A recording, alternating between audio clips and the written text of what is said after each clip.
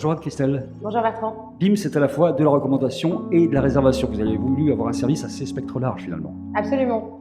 Aujourd'hui, il y avait un besoin qui était d'accéder spontanément aux meilleures adresses autour de soi pour dîner ou déjeuner. Et on a décidé d'abord d'améliorer l'expérience de découverte en sélectionnant uniquement les meilleures adresses de leur catégorie. On est dans un usage vraiment dans l'instant.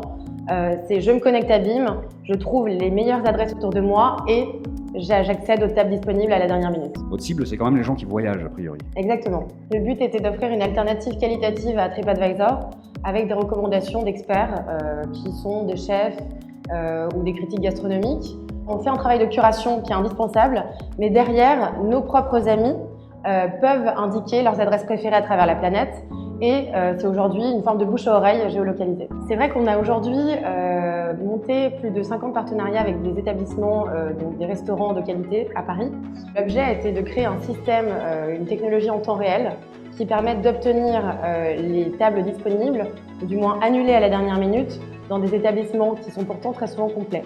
Et donc à la dernière minute, ils ont la capacité en moins de 10 secondes de nous indiquer quelles sont les tables annulées et ces tables-là sont proposées aux membres de BIM. Ça peut être à partir d'un smartphone, d'une tablette ou d'un desktop qui fonctionne sur le même principe que l'application Uber avec une partie driver et une partie client.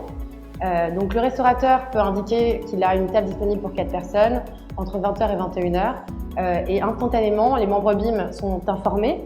Et en particulier ceux qui se sont abonnés au restaurant, qui ont l'info en premier. Aujourd'hui, on a un peu plus de 30 000 membres sur l'application qui sont globalement notre cœur de cible, c'est CSP+, entre 25 et 50 ans.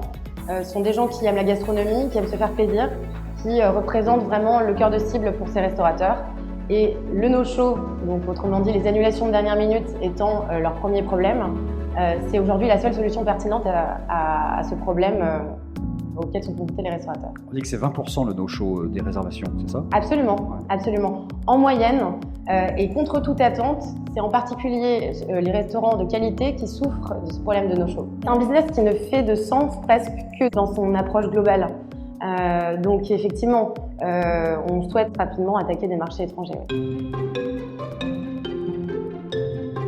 Vous venez du monde de la finance, vous. Alors oui, mon père a cofondé HEC Entrepreneur et donc mes frères et sœurs ont baigné dans ce univers-là, je n'y ai pas coupé.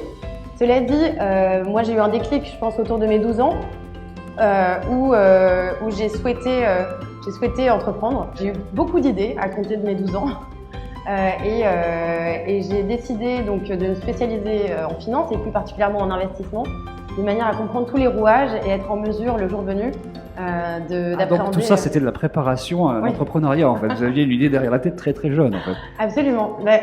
Honnêtement, oui.